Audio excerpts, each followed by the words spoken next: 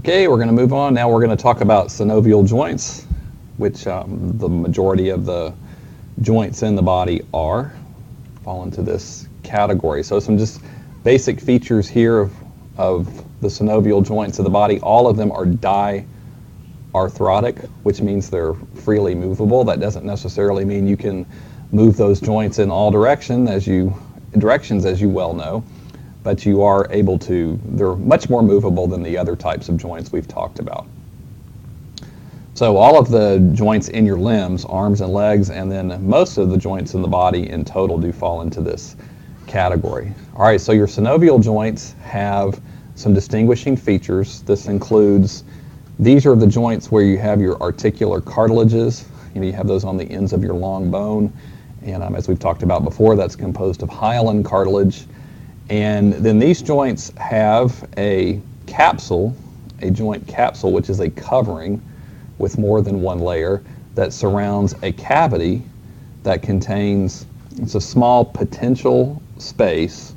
So potential space means the coverings may be pretty close together to each other, but you do have some potential space at that location. That space, though, is supposed to be filled with a fluid called synovial fluid. All right, let's take a look at these things in a little bit more detail. So this is supposed to be a generic synovial joint.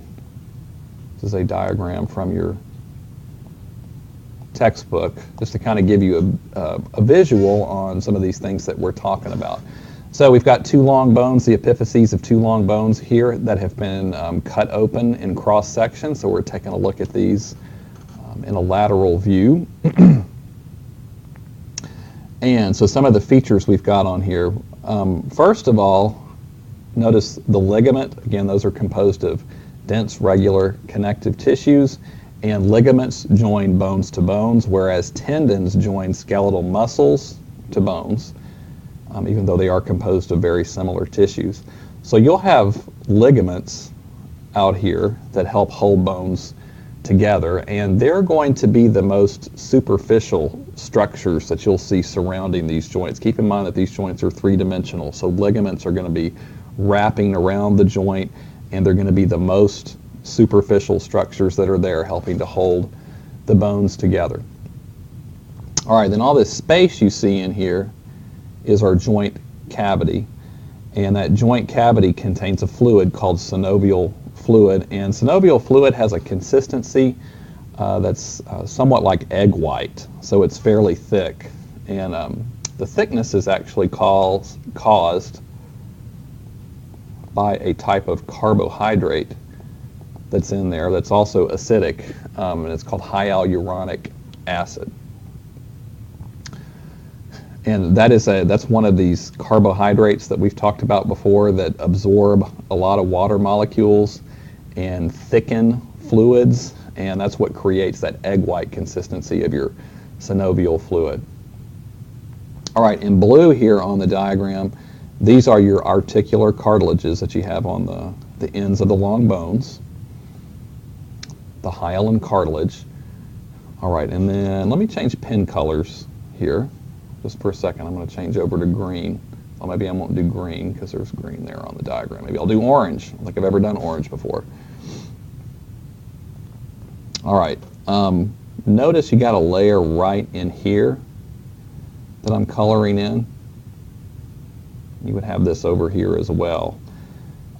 That is the fibrous layer of the joint capsule, or the articular capsule. So the articular capsule is going to be this covering that you have around the joint. So just keep in mind this is a three-dimensional structure we're talking about.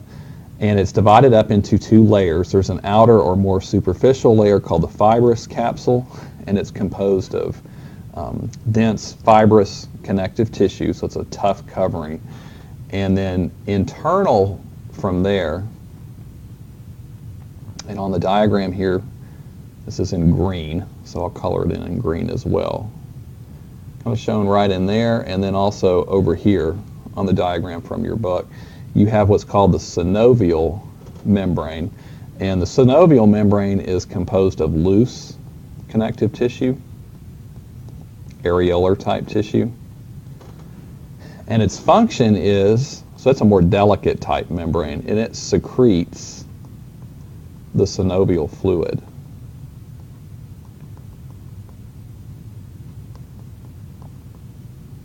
So you've got the cells within that delicate synovial membrane. You know, one of their main functions is to produce the substances that are included in that synovial fluid. They're also going to secrete the water portion of that fluid as well.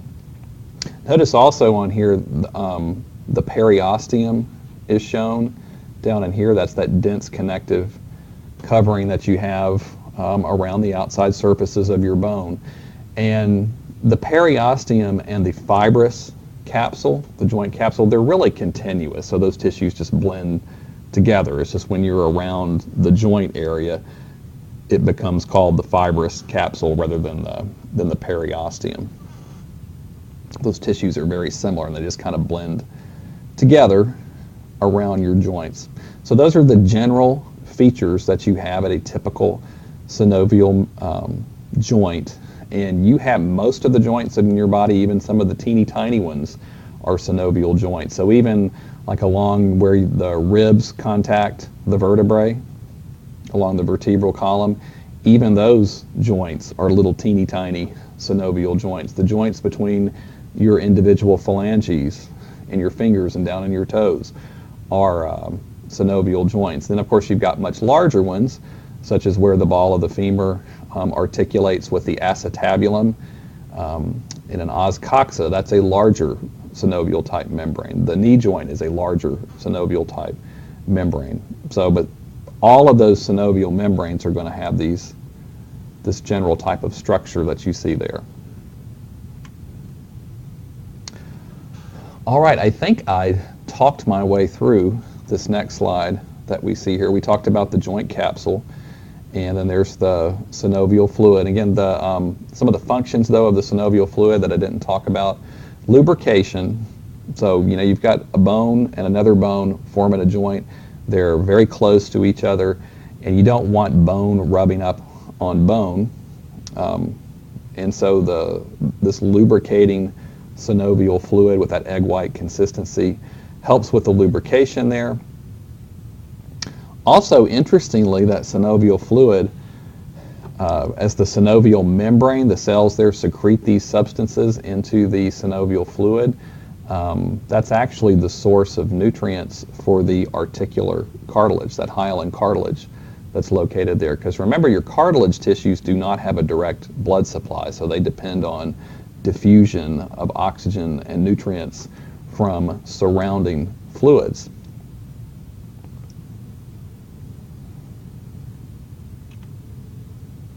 All right, some other, let me see, let me flip over here, yeah. Some other things that you might find at synovial joints include bursae.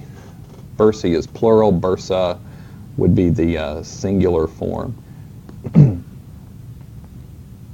And all a bursa really is a kind of an oval or flattened sac of fibrous connective tissue, and it does have a synovial membrane internal to that denser outer portion. So you'd have a synovial membrane in here, and that is going to secrete synovial fluid. So you have that egg white-like fluid in the center. And these are little sacs. They're separate. They're outside the joint capsule, but they help provide some extra cushioning and protection at joints where you have a bunch of ligaments and muscles and skin and tendons and bones all potentially rubbing together. At joints where you have bursae, they help reduce some of those issues. Let me move on over here to this diagram. Yeah, this is showing you a couple of examples, or one example of a bursa, and this is actually at the shoulder joint. So this is a ligament here in purple. That's called the coracoacromial ligament. And I'm going to let you think just for a second. Coracoacromial ligament. What do you think that ligament is connecting at the shoulder joint?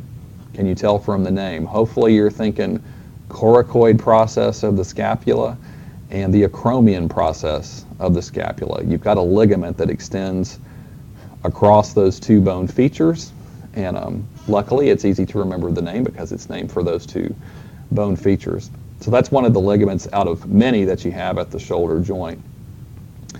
And down here, here's the head of the humerus sitting down in there. So this structure right here, this is a bursa right in there that you have that is helping to provide some cushioning between that coracoacromial ligament and the humerus that is lying underneath that location.